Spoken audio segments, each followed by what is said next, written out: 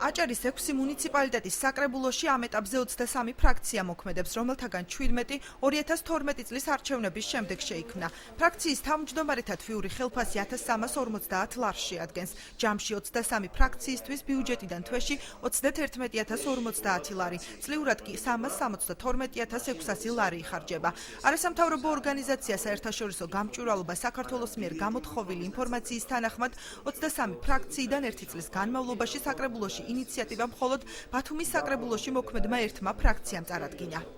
თუ ფრაქცია არ აყენებს ინიციატივებს, თუ ის არ აქტიურობს კომისიებში, თუ არ აქვს საკუთარი წინადადებები, თუ არ ხვდება მოქალაქეებს და შესაბამისად არ ამზადებს ცვლილებებს ბიუჯეტში და ასე შემდეგ და არ ორიენტირებულია მხოლოდ იმაზე, თქვათ, რომ დაფიქსირდეს როგორც ფრაქცია და მის ფრაქციის თავმჯდომარეს კონდეს ხელფასი. რამდენად მიზანშეწონილია მსგავსი ფრაქციების არსებობა და რეგისტრირება, ხომ არ ხდება ისე, რომ გარკვეულწილად საკრებულოს თავმჯდომარე და ფრაქციების თავმჯდომარეები არიან გარკვეულ შეკავშირებულები ამ თემასთან დაკავშირებით.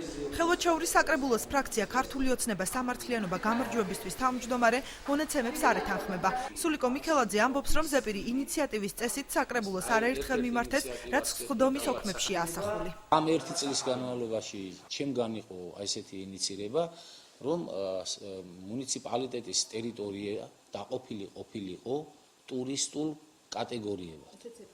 ესეც ზეპირი იყო, არა ეს წერილობით მიმართეს, სადღაც განცხადებაც მაქვს დაცული, მაგრამ ეხლა დრო დამჭირდება რომ მოვძებნო. უამრავი რამ არის შესაძლებელი.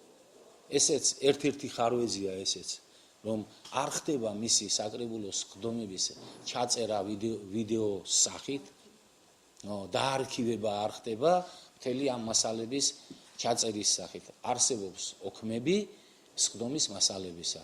ხელვაჩაურის საკრებულოს თავმჯდომარის მოვალეობის შემსრულებლის მიერ ხელმოწერილ მონაცემებს არც ფრაქცია ერთიანი ნაციონალური მოძრაობის წევრი ეთანხმება. მიშა ბოლქვაძე ამბობს, რომ ფრაქციას არაერთი ზეპირი თუ წერილობითი ინიციატივა ჰქონდა, თუმცა ადასტურებს, რომ ადრე ფრაქცია მეტი აქტიურობით გამოირჩეოდა.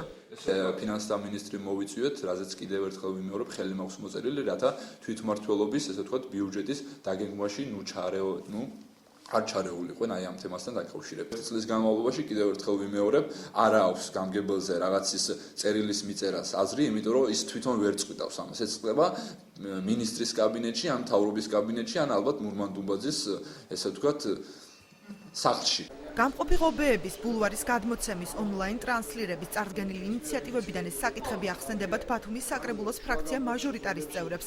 გენო თებიძე გამოთხოვილი ინფორმაციის არასრულყოფილად მიწოდებაში აპარატს ადანაშაულებს.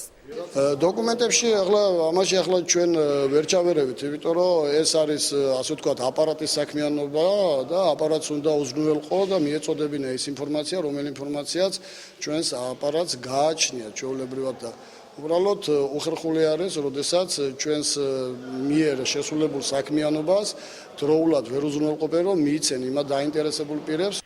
ირაკლი ჩავლეიშვილის თქმით, ბათუმის საკრებულოში ფრაქციების ინიციატივით არაერთი საკითხი დამუშავდა. ბათუმის საკრებულოს თავმჯდომარე ვარაუდობს, რომ გამოთხოვილ მასალებში საოლქო ჩანაწერების ინფორმაცია არ შესულა.